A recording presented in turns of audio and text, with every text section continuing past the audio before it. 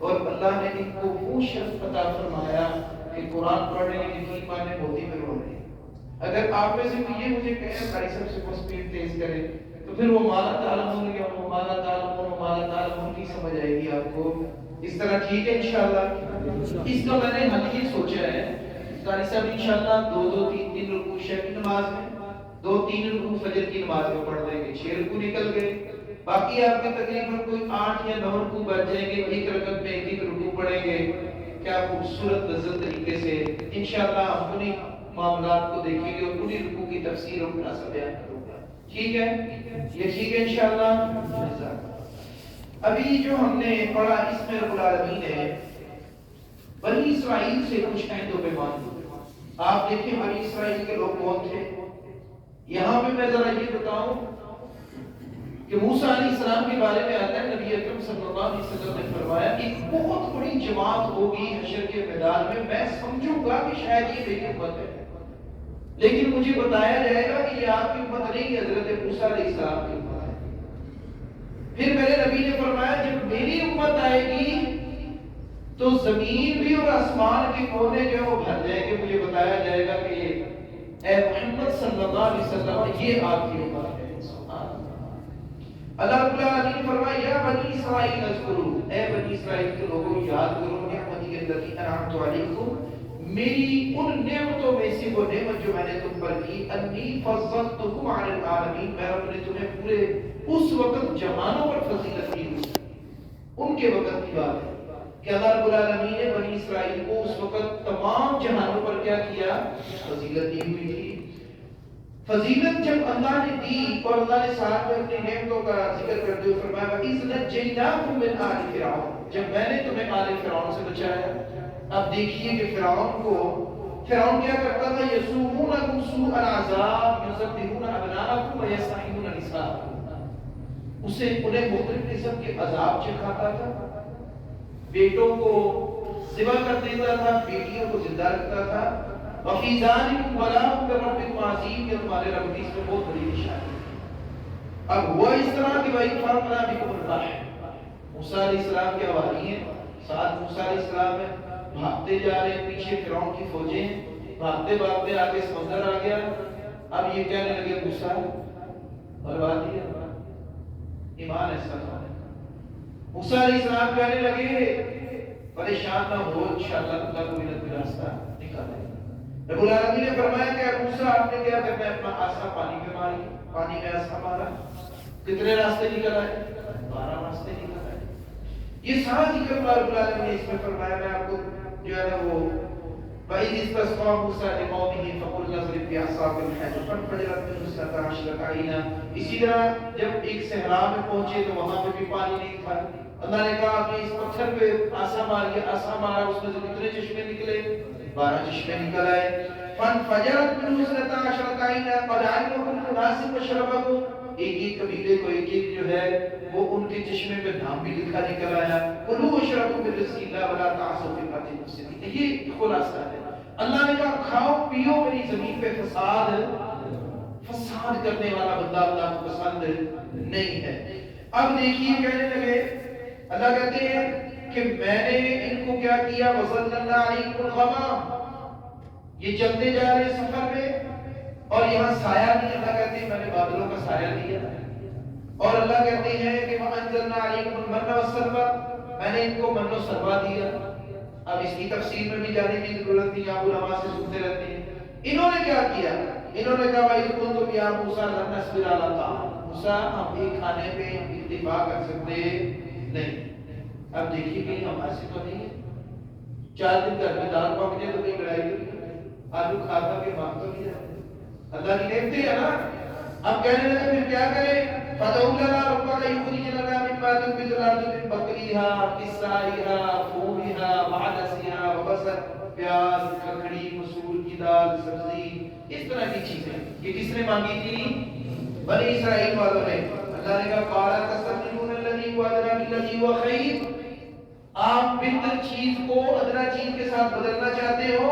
اهْبِطُوا مِصْرَ، نکل جاؤ پھر کسی بستیوں کی طرف نکل جاؤ۔ فَإِنَّ لَكُم مَّا سَأَلْتُمْ ضُرِبَتْ عَلَيْكُمُ الذِّلَّةُ، ادھر اللہ کے حکم ماننے سے اللہ نے کیا کیا تھا؟ فَضَلْتُكُمْ دیگر اللہ کے حکم کی نافرمانی کرنے پر اللہ نے کیا کیا؟ ضریبت علیہم ذلت، اللہ نے ذلت مسلط کر دی، اور ساتھ میں والمسکنہ، اللہ نے مسکینی ان پر مسلط کر دی، باءوا بغضب علی غضب، اللہ کے غصے کے ساتھ یہ لوٹے، ذالک بأنہم، یہ اس لیے تھا کانوا یکفرون بآیات اللہ، انہوں نے اللہ کے حکم کی نافرمانی کی، ویقتلون الانبیاء بغیر حق، اللہ والوں کو، اللہ کے نبیوں کو انہوں نے بغیر حق کے قتل کیا۔ یاد رکھ لیجئے آج بھی دنیا میں آپ سب کو نصیحت کروں گا، ہمیشہ جہاں آپ کو اللہ والا کو مل جائے نا، یعنی کہ آپ بڑے اللہ والے، ہم میں تو بڑی سی غلطیاں کوتاہیاں کمیاں ہوگی، جتنے بھی آپ کو پتہ چلے نا اس بندے کا کہیں نہ کہیں سے تعلق اللہ کے ساتھ ہے، اس سے اجتناب کیجیے بے ادبی میں، اور اس سے اجتناب کیجیے گا اس کے ساتھ بحث کرتے ہیں، کیونکہ ایک حدیث میں نے پڑھی، میرے نبی نے فرمایا مومن سے ڈرو کیونکہ وہ اللہ کے نور سے دیکھتا ہے۔ جس وقت اللہ والا کوئی اللہ کے سامنے ہاتھ اٹھاتا ہے نا، تو اللہ سے بڑھ کے کسی کی غیرت ہے؟ اللہ کی قسم آج میں نے ایک ایسے بندے کو دیکھا، میں آپ کو ایک واقعہ بتاتا ہوں۔ جب ہم یہ مسجد پر آ رہے تھے نا، تو وہ بندہ یہاں پہ آ کے نا سگریٹ اس نے ہاتھ میں پکڑی ہوتی تھی اور یہاں کے پاؤں مارتا تھا، پیچھے اٹھا اٹھا کے پھینکتا تھا، جو میرے بنیادی ساتھی کو پتا ہو، اور گالیاں دیتا تھا کہ یہ آپ بنا نہیں سکتے، بنا کے دکھاؤ، یہ کروں گا وہ کروں گا۔ اللہ کی قسم آج میرے رب نے اس کو ایسا نیچا دکھایا ہے، یہاں آ کے سجدہ کر کے اللہ کے سامنے گڑ گڑا رہا تھا، رو رہا تھا، کہہ رہا تھا کہ قاری صاحب اللہ واسطے کر کے جو ہے مجھے معافی دے دیں، میرے رب نے میری پکڑ کر لی ہے اور میں اپنی اس سلطنت، اس نوکری سے بھی بات دو بیٹھا ہوں صرف اس اللہ کے گھر کے ساتھ ٹکر لینے کی وجہ سے۔ میں یہ نہیں کہہ رہا یہ اللہ کا گھر، کوئی بھی اللہ کا گھر ہو وہاں پہ بدمزگی پھیلانے سے بچیں، ایسے لوگوں سے اجتناب کرتے رہیں۔ اب آگے جو بقرہ کا مسئلہ ہے وہ میں آپ کو بتاؤں، وہ اس طرح کہ میں اقبال موسیٰ لقومہ ان اللہ یقولکم ان تذبحوا بقرہ، انہوں نے کیا کیا کہ بنی اسرائیل کے اندر ایک قتل ہو گیا، اب قاتل نہ ملے، موسیٰ علیہ السلام نے اللہ سے دعا کی، اللہ نے کہا کہ انہیں کہو کہ ایک بقرہ لے گائے لے اسے ذبح کریں اور اس کا گوشت کا ایک حصہ اس کے گوشت کے ساتھ لگائیں گے، اٹھ کے کھڑا ہو جائے گا اور بتا دے گا میرا قاتل کون ہے۔ اب انہوں نے بتایا کہ اگر تاکہ نہ حضور موسیٰ یہ کو بات کرنے والی آپ ہم سے مذاق کر رہے ہو، کہا اعوذ باللہ ان اکون من الجاہلین، میں اللہ کی پناہ مانگتا ہوں یہ کہ میں آپ سے کوئی مذاق کروں۔ قالوا لنا ربك يبين لنا ما هي قال انه يقول ان بقرة فارس ولا بكر عوان بين ذلك ففعل ما تؤمر۔ آگے سوال جواب شروع ہوا، میرے نبی نے صحابہ کو کثرت سوال سے منع کیا تھا، جتنا علم ہے اس پہ عمل کرو، جتنے سوال کرتے جاؤ گے پستے جاؤ گے، لہذا سادگی کے ساتھ زندگی گزارنی سیکھیں۔ اب میرے بھائیوں انہوں نے سوال کیے، گائے کس طرح کی ہو، جوان ہو، بوڑھی ہو، زمین میں ہل چلاتی ہو، بغیر چلاتی ہو، رنگ کیسا ہو، فلاں چیز کیسی ہو، ان البقرۃ تشابہ علینا۔ اب یہ پوچھتے گئے، معاملات بڑھتے گئے، پھر اللہ نے کہا صفرا زرد رنگ کی ہو، فاقع لونھا تسرنا، کے ڈھونڈنے لگے اس کو، ڈھونڈتے ڈھونڈتے جب انہوں نے خرید لی، قال انہم یقولون ان بقرۃ لا تذل تثیر الارض ولا تسقی الحرث مسلمۃ۔ اس کے پیچھے بھی ایک واقعہ ہے، یہ گائے جو ملی نا، ایک ایسے بندے سے ملی جو اپنے والدین کا بڑا فرما بردار تھا، بڑا ماں باپ کی دعاؤں سے، غریبی تھی اس میں، ماں باپ، اس کی ماں باپ نے دعا کی اللہ ہمارے بیٹے کے حلال دے۔ یہ گائے تو اب انہوں نے مل گئی، لینی تھی انہوں نے، اب انہوں نے قیمتاً یہ گائے خریدی۔ روایات میں آتا ہے کہ ایک طرف گائے دی، دوسری طرف ہیرے جواہرات رکھ کے انہوں نے یہ گائے، اللہ نے اس کے ماں باپ کی دعاؤں کو قبول کر کے اس گائے کو اس بھاؤ اسے دیا۔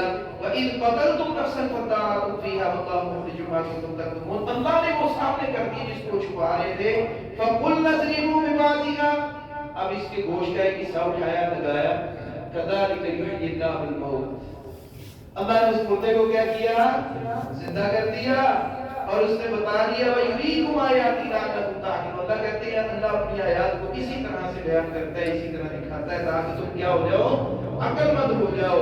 پھر اللہ نے کہا ثُمَّ قَسَتْ قُلُوبُكُم مِّن بَعْدِ ذَلِكَ فَهِيَ كَالْحِجَارَةِ۔ یہ بات جو ہے یہ آخری ہے، اس کے بعد ہم انشاءاللہ آگے چلتے ہیں۔ اللہ کہتے ہیں اس کے بعد تمہارے دل پھر پتھر ہو گئے۔ اللہ کہہ رہے ہیں سارا دیکھنے کے بعد کیا ہو پھر دل او اشد قسوہ، پتھر ہمارے بھی یہاں پہ ہیں، ہم سارے پہاڑی لوگ ہیں، پتھر والے ہیں، کیا پتھر سے سخت ہوتا ہے؟ ہوتا ہے۔ اللہ کا قرآن کہہ رہا ہے اشد قسوہ، ایسے بھی لوگ ہیں جو پتھر سے زیادہ سخت ہیں۔ ان من الحجارۃ لما يتفجر منه الانہار، اللہ کہہ رہے ہیں کچھ پتھر ایسے ہیں جب وہ اللہ کا ڈر ان کے اندر آتا ہے اور ان میں سے چشمے اگل آتے ہیں۔ دوستوں، بزرگوں، نوجوانوں، پانی کا کام ہمیشہ نیچے کو جانا ہوتا ہے، یہ پہاڑوں کے اوپر سے پانی کہاں سے نکل آتا ہے؟ ان پتھروں کو جب اللہ کا خوف آتا ہے، جب ان کے آنسو نکلتے ہیں تو پھر یہ چشمے بہ اٹھتے ہیں۔ ان يتفجر منه الانہار وان منها لما يشقق فيخرج منه الماء، کچھ ایسے جن میں سے پانی بہ نکلتا ہے۔ وان منها لما يهبط من خشية الله، کچھ ایسے پتھر بھی ہیں جو اللہ کے ڈر سے اوپر سے لڑکتے ہیں، نیچے آتے ہوئے ریزہ ریزہ ہو جاتے ہیں۔